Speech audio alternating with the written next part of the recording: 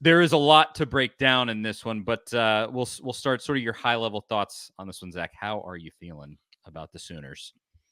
Man, this is a tough one because Oklahoma's got a pretty good defense. Brent Venables is a defensive guy. They go against a similar offense in practice every day. Now, that doesn't mean that Oklahoma or anyone really runs it the same way that Tennessee does. Tennessee's, Heupel coaches it a certain way. Like, you don't just say you're going to run this offense and do what Tennessee does. That's part of the magic that they have in Knoxville right now.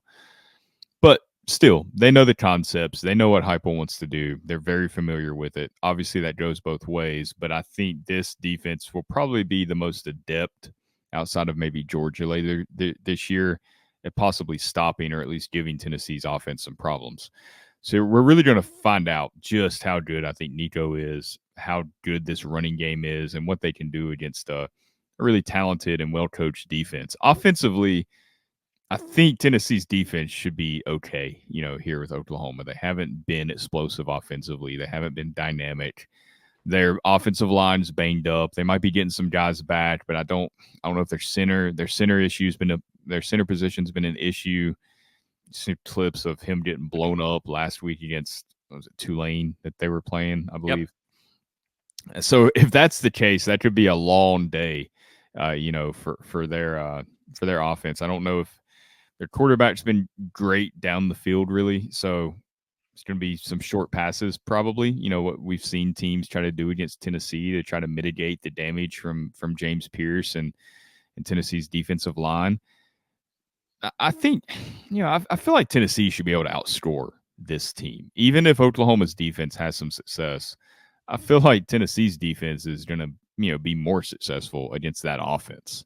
I don't see this Oklahoma offense being significantly more prolific than like an NC State at this point. I mean, I think they're better, but I don't think they're, worlds better than NC State. It doesn't, at least we haven't seen that yet. And if that's the case, it's just hard to imagine Tennessee not being able to score more points than Oklahoma. The only concern, really, obviously, is playing on the road. And how does Nico react to that? He says that he loves those environments. We're going to find out how much he really does on Saturday night, because it's going to be the craziest one he's played in yet as an opponent. How do they handle it? They haven't handled it really well in the past at times. We've talked about it, the South Carolina game, Missouri, Florida, Alabama last year. They've got to prove they can go and win this game in like a primetime environment on the road. Everybody watching you. It's not like going to Kentucky and winning at Kentucky like they've done twice in primetime. This is a much bigger challenge just because of the atmosphere you're going to be in. That to me is the biggest unknown, more than what happens, schematically on the field. Yeah, there's a ton working for Tennessee in that. I think when you look at it on paper, Tennessee is the superior football team, especially when you look at the injury situation for Oklahoma right now. But then also you have Tennessee's biggest weakness coming into play, which for Heupel has been winning on the road in huge primetime environments and not having those moments where things compound on themselves and making huge mistakes that become even more mistakes. And, I think the primest example to me is Florida last year, where you were better. You were better than Florida, even with Joe Milton. I've heard people talking about the game. Well, it was Joe Milton, the quarterback. You were better than Florida, even with Joe Milton last year. And just the wheels came flying off.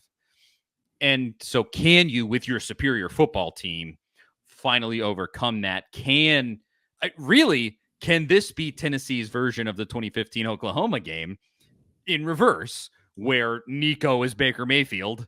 And now I would say, don't get down by 17 points, please. Let's not do that. Mm-hmm. But, can Nico, under the lights, be that guy that emerges and you go, oh, man, Tennessee has an absolute dude under center? Like, that's the opportunity that Tennessee has here. Now, this thing's going to be won and lost in the trenches, I think, because Oklahoma's defensive line, good. Their linebackers, really on their defense, their linebackers are probably their best unit. They have Stutzman, who I think he's their leading tackler, or was their leading tackler against Tulane. I was looking at it earlier today. Stutzman, they have a kid that his name is R. Mason Thomas, I think. And you hear like R. Mason Thomas. You're like, what does the R stand for? And I clicked on it, and it stands for R. It's R, like the letter R, just R. Mason Thomas. So, but they have that guy, and he had 3 sacks in this last game against Tulane. I mean, he just went crazy on him. And so, like, they got dudes across that defense. Bowman is the other kid. He's in the secondary for Oklahoma, and he looks like a dude. They got guys. On the flip side, Tennessee has Nico. Tennessee has Dylan Sampson. Tennessee has a solid offensive line. Lance Hurd sat out of the game, so he's rested up, hopefully not injured. And you have an improved offensive line from last year. And then you get to the wide receivers and, just Brazel, Brew McCoy, Squirrel White, just stacks on stacks of dudes on that offense with the ability. And then you add in Josh Heupel's coaching ability. And how does that stack up? Because, Oklahoma does have that. And then when it comes to Tennessee's defense, if Tennessee's defensive line doesn't destroy Oklahoma in this game, something has gone awry. Because these boys were getting pushed around by Tulane. I watched a big chunk of that Tulane game, almost the entire thing. They're getting pushed around by Tulane. And they have injuries upon injuries. They're dipping down into like a third string center right now. Like, it is bad news, especially on that offensive line and their wide receivers.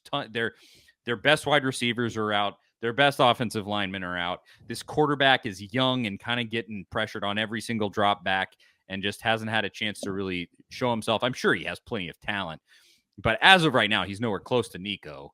And so you put all of those things together, and as I already mentioned, Tennessee's the better team here. And you said it, Tennessee can outscore Oklahoma because of its defense and because of its offense. Combined complementary football, as Butch Jones would always say.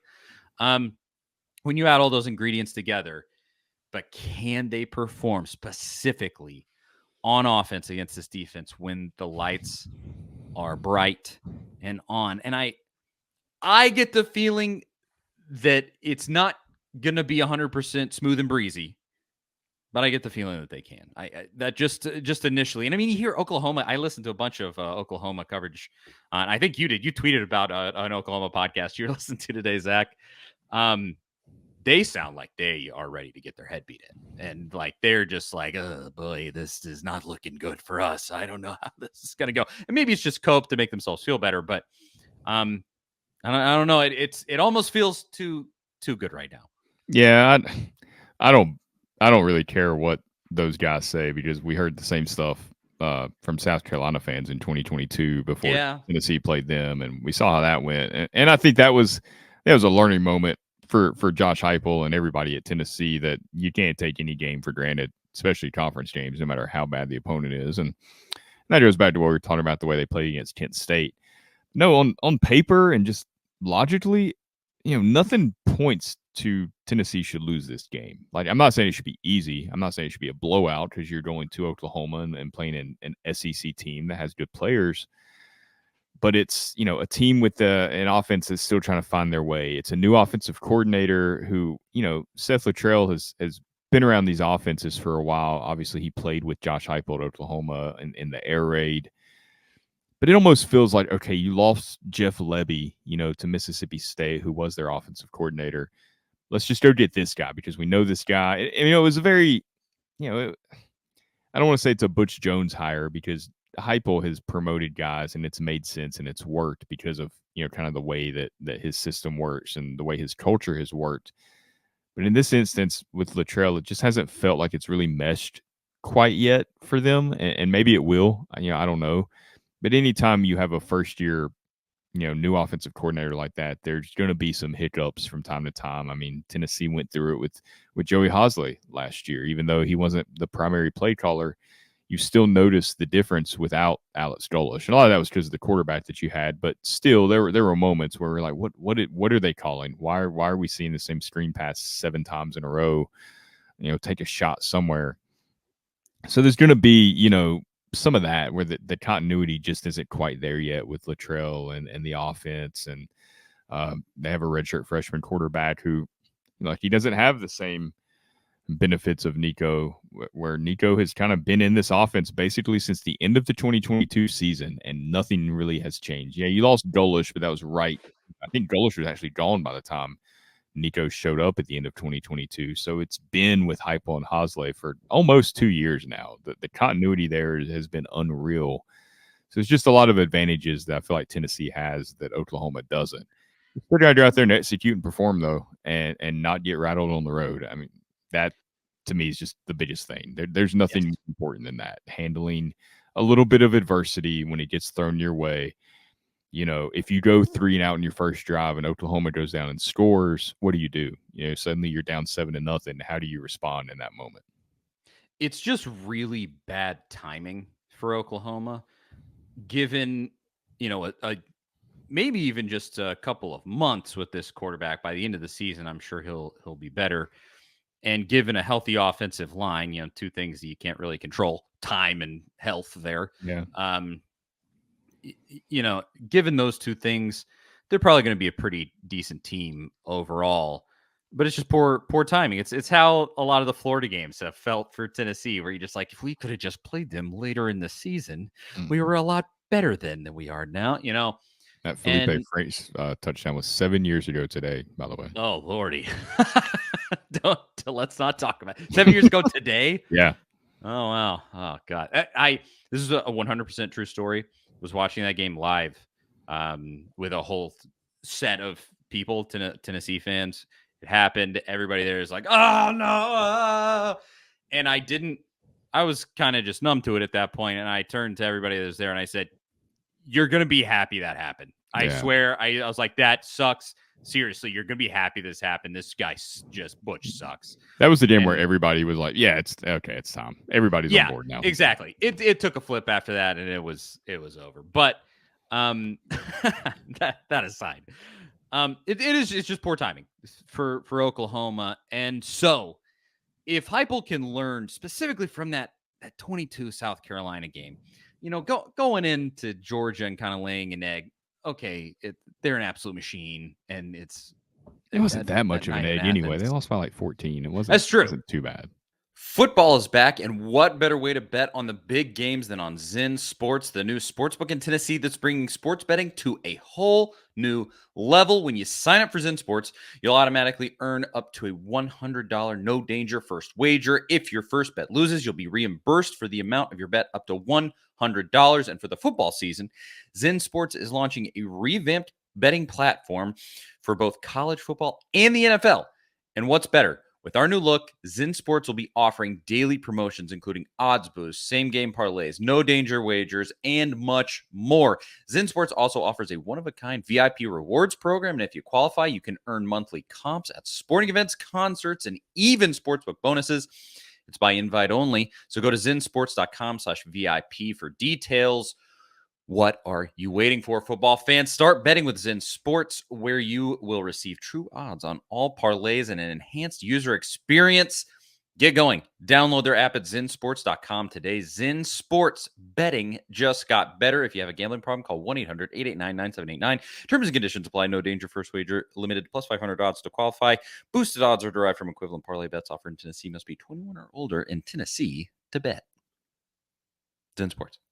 Yeah, Not like Georgia fans had that as like a 65-3 blowout. yeah, if you talk to them, they won that game 100-3. And in reality, I think they only won by like 13. I have to go back and look. But that's understandable. But here in this spot, you're the superior team. Everybody kind of knows it. They are in a dire spot with these injuries. You have an offense that's better than their defense, even though their defense is pretty solid. I mean, your offense just across the board is extremely talented and really good. And you have the best offensive mind in the game calling plays. And so you look at all of that and you just say, learn from this in the past. Whatever it was, I don't care. I don't care what it was. It was Connor Stallion sharing signals is what it was. That is what it was. And here's what we should do anyway. is go hire Connor Stallions to be on Josh Heupel's staff. National championship incoming. No, I kid. Although if you do watch that documentary, I did kind of walk away being like, it wouldn't be the worst thing in the world to have a guy like that on this Tennessee staff. Well, that guy would do anything for Michigan. Oh, absolute psycho. But I just think that this is the most golden, perfect opportunity to say, I am free. I have let go of this past that has been chasing me, just this one element that I can't get over, like Tennessee basketball making the Elite Eight or Tony Vitello losing in the College World Series. I thought you were wrapping up a sermon there for a second. That was We are free, brethren. please stand and come to the altar. But seriously, it's the perfect opportunity to just get this monkey off your back and just say no more. We win these primetime games now because Nico's the quarterback. Because we've been there, we've done that, and we are delivered from our past, and hope. I mean, how special would that be? This, like, what an incredible chance this is in every single, for Heupel to get this revenge, for you to get that monkey off your back with not winning in prime time. All of these things, the demons that you can just kill all at once, like you did with the Alabama game in 22. It's just another one of those. And I am saying every prayer I can that they'll do it. Come on, boys. It really is such a massive game opportunity. You've got such a chance, and who knows how this shakes out. Like, the goal is to get to the playoff. If you get to the playoff and you lose in the first round, go get them again next year. I think any program making these kind of drastic decisions because you don't win in the playoff, maybe if it happens like 4 years in a row, the other team's got good players too. Like, sometimes it just isn't your day and it doesn't work out. Whatever. Just get to the playoff and give yourself a chance. You win this game, I mean, you put yourself in a situation where you could. I mean, you want to go beat Alabama, obviously, but you could almost lose to Alabama and Georgia and still get in at 10-2. I mean, this game really sets you up so nicely for the rest of the season. You can't have any letdown games. You can't just roll into Fayetteville and think you're going to beat Arkansas after, if you beat Oklahoma, or, same with Mississippi State. Kentucky's always, I mean, you saw what Georgia happened with Georgia against Kentucky there. They can be a tough game no matter what, unless Will Levis is there, in which case it's not that tough, but he's not anymore. So, I mean, you just set yourself up so nicely for the rest of the season if you can win this game. And if you don't, everything's still there, but I feel like the momentum gets interrupted a little bit. You're going to start hearing some outside noise that isn't really necessary, but it will happen. It's huge, but I like this team's approach. I think they have a really good mindset that everyone's bought into. I think they have such strong team leadership from Dylan Sampson, Omari Thomas, Bryson Eason, Brew McCoy, Squirrel, like everybody on this team that's been there. And then the transfers you brought in, when you listen to them talk, you really start to understand Heupel's portal philosophy. Like, it's a lot different than at Florida State or even at Ole Miss, where you just take the best player possible, and where they're talented, we'll figure it out. Like, Heupel's only bringing in guys that really fit this culture perfectly, and he's done that with guys like Jermon McCoy and Jaco Thomas. So just the mindset that they have, like the it's us versus us type of mindset. I mean, it sounds cliche, but that's really how you have to approach it. We go out there and we play as hard as we can, the way that we do it, no matter who's on the other side. And you trust that good things will happen if you do that. You compete your tail off to where you literally leave nothing out there. If it's good enough, it's good enough. And if it's not, it's not. And it really feels like that's their mindset. Yeah, what did he say? The opponent is nameless and faceless. Yeah. In the post game this week, and I was like, that's such a great line. That's so good. I mean, it is. It's just the perfect chance to get to shed so many demons, and it's been the year of that for Tennessee. National championship in baseball, Elite Eight in basketball. Hey, here comes football. Let's do this thing where we break some curses in football too. It would be great. So we're gonna predict the outcome of the game. First, we got a few good comments over here. UT Bad Gum says these players likely care more about it than Heupel. They want to go in there and dominate. for their coach. I would say on that right there, I don't think that I think everybody in that facility is very aware of everything because how could you not Yeah. be, right? Like we all know it. We've been talking about it for 3 years now basically. But I don't think it's like, okay, this is the focus of this week. We got to win this game for Josh Heupel. I think there's just kind of that unsaid like edge that the team will carry this week where it's like that's not the focus. The focus is still playing our game, but there's a little extra juice. Got to be just because of the situation. Absolutely, as there should be. Oliver Holmes says, "I'm hoping Josh and Tennessee put their foot up OU and Bob's ass." I don't know that I would say it so explicitly, but I agree. I want Tennessee to steamroll Oklahoma. It would be so fun. Vol for Life says, "When the Titans fail me, I have the Vols to fall back on. Thank you, Jesus." Oh man, Yeah, and that Titans game was not fun. In any way, anytime your shape, head or coach form. looks at your quarterback and says, "What the f are you doing?" It's not it's not good. Second game of the year. Yeah, things aren't going so well. Timothy says, "Got to turn Samson and the RBs loose so Nico doesn't have to do so much." That'd If be if ideal. Tennessee, if Tennessee can run on Oklahoma with Oklahoma's strength being its defensive line and linebackers, if you can run on it, this game's over.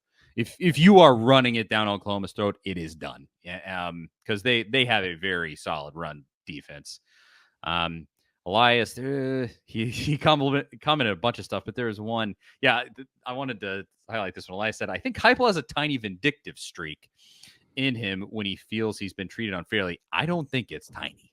Yeah. I think behind closed doors, this dude is petty, and he wants to see justice come to fruition. And when we had who Grant Freaking on last year, who played for Heupel and now works at On3 and was sort of a de facto coach over there. I mean, he told us that Heupel is uber competitive, and this man forgets nothing, and he wants it more than anybody around this program.